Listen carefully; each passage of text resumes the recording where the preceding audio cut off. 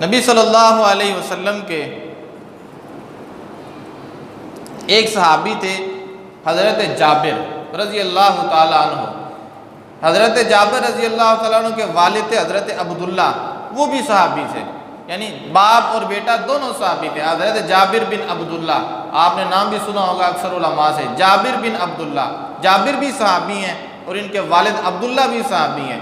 حضرت عبداللہ رضی اللہ تعالیٰ عنہ غزوہ احد کے اندر شہید ہو گئے۔ آپ کو پتہ ہے غزوہ احد میں 70 مسلمان شہید ہو گئے تھے۔ حضرت جابر کے والد عبداللہ وہ بھی اسی غزوہ میں شہید ہو گئے، اور شہید بھی اس طرح ہوئے کہ پیچھے بہت زیادہ قرضہ چھوڑ گئے۔ ان کے اوپر بہت زیادہ قرضہ تھا، قرضہ بڑا تھا ان کے اوپر، اور ان کا بیٹا بھی جابر ہی تھا، باقی بیٹیاں ہی بیٹیاں تھیں۔ وہ نبی علیہ السلام کے پاس آئے اور آگے کہنے لگے یا رسول اللہ میرے والد تو شہید ہو گئے۔ نبی علیہ السلام کے ساتھ لڑتے لڑتے ہی شہید ہوئے نا، آپ کی نصرت کرتے کرتے ہی شہید ہوئے نا۔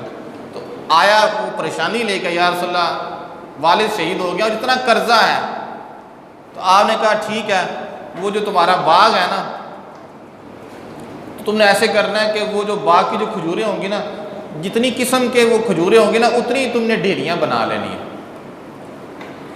اگر وہ کھجوریں 3 قسم کی ہیں، 4 قسم کی ہیں، 5 قسم، ہر قسم کی تم نے نا الگ الگ ڈھیری بنا لینی۔ انہوں نے کہا ٹھیک ہے یا رسول اللہ میں اسی طرح نہیں کروں گا۔ اور آپ نے فرمایا جب ڈھیریاں بنا لو گے نا پھر مجھے بلانا۔ حضرت جابر فرماتے ہیں کہ میں نے وہ جو کھجوریں تھیں باغوں کی وہ میں نے کاٹیں، ان کی میں نے الگ الگ ڈھیریاں بنائیں، اور ڈھیریاں بنا کے میں نبی صلی اللہ علیہ وسلم کو لے کے آیا۔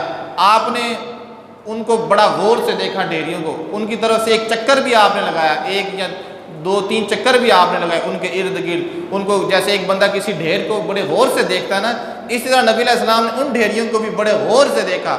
اور غور سے دیکھنے کے بعد آپ نے فرمایا جابر لاؤ قرض خواہوں کو، جس نے قرض لینا ہے لے کے آؤ ذرا اس کو، کس نے لینا ہے لے آؤ سب کو۔ حضرت جابر کہتے ہیں میں سب کو لے آیا۔ نبی علیہ السلام وہاں بیٹھ کے کھجوریں دیتے جا رہے ہیں، کھجوریں جو قرض خواہ تمہارا کتنا قرضہ جی میرا اتنا، یہ لو اتنی کھجوریں، تمہارا کتنا قرضہ میرا اتنا، یہ لو اتنی کھجوریں۔ نبی علیہ السلام کھجوریں دیتے جا رہے ہیں، قرض خواہ لیتے جا رہے ہیں، لیتے جا رہے ہیں، یہاں تک کہ حضرت جابر فرماتے ہیں سب قرض خواہوں کا قرضہ ختم ہو گیا لیکن کھجوروں میں کوئی کمی نہیں ہے، کوئی کمی نہیں ہے۔ آخر میں ایک یہودی رہ گیا، اس کا قرضہ بھی بہت زیادہ تھا، اس کا قرضہ بھی بہت زیادہ۔ وہ جب آیا نا تو حضرت جابر نے کہا یہ جتنی کھجوریں نا ساری تم لے جاؤ۔ وہ کہتا ہے کہ نہیں میرا قرضہ اس سے بھی زیادہ ہے، یہ جتنی کھجوریں پڑی ہیں نا ان سب سے زیادہ میرا قرضہ ہے۔ تو نبی علیہ السلام نے کہا ٹھیک ہے اس کو بھی لے آؤ۔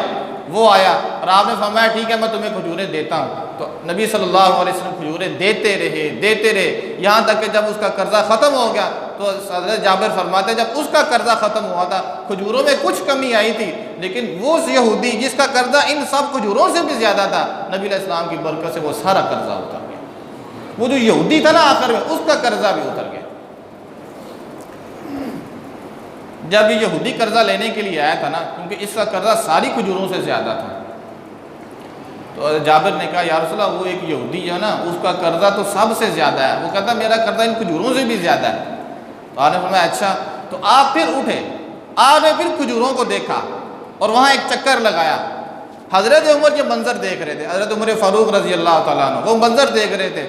انہوں نے کہا میں جو نبی علیہ السلام کا چلنا دیکھ رہا تھا، میں نے تو پہلے بھی دیکھا تھا کہ پہلے بھی نبی علیہ السلام نے ایک چکر لگایا تھا اور آپ نے سارے قرض خواہوں کا قرضہ ادا کیا۔ اب جو نبی علیہ السلام دوسرا چکر لگا رہے تھے مجھے یقین تھا کہ نبی علیہ السلام چکر لگائیں گے، اللہ ان کھجوروں کے اندر برکت ضرور ڈال دے گا۔ وہ پھر ایسے ہی ہوا، اس میں کھجوروں میں برکت ڈلی، اور وہ جو یہودی کہتا تھا میرا قرضہ نہیں ادا ہونا، وہ سارے کا سارا قرضہ اس کا بھی ادا ہو گیا۔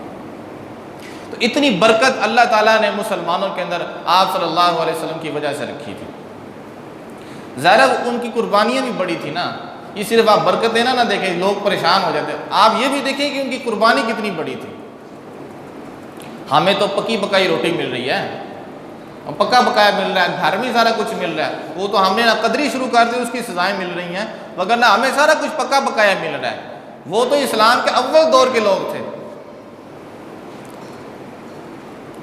اس وقت تو حق و باطل کی کشمکش بڑی سخت تھی، باپ مسلمان ہے بیٹا کافر ہے، بیٹا مسلمان ہے باپ کافر ہے، ماموں مسلمان ہے بھانجا کافر ہے، اس وقت تو یہ ترتیب تھی، اور ایک دوسرے کے خلاف تلوار اٹھائی جا رہی تھی۔ تو آپ سوچ سکتے ہیں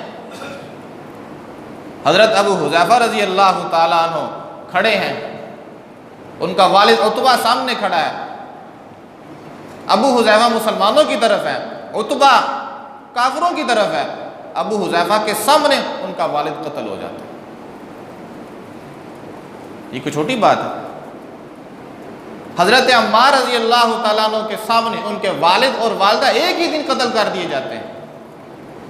ان کی والدہ کا نام سمیہ تھا اور ان کے والد کا نام یاسر تھا رضی اللہ تعالیٰ عنہما، ان کے سامنے قتل کر دیے گئے۔ تو قربانیاں بہت بڑی تھیں، اس لیے نبی علیہ السلام کی طرف سے ایسے برکتیں بھی ظاہر ہوتی رہتی تھیں۔ عبداللہ بن مسعود رضی اللہ تعالیٰ عنہ فرماتے ہیں ہم نبی علیہ السلام کے ساتھ کھانا کھاتے تھے، تو جب ہم نبی علیہ السلام کے ساتھ کھانا کھا رہے ہوتے تھے تو ہمیں کھانے کے اندر سے اللہ کے ذکر کی آواز آتی تھی، کھانا ذکر کر رہا ہوتا تھا۔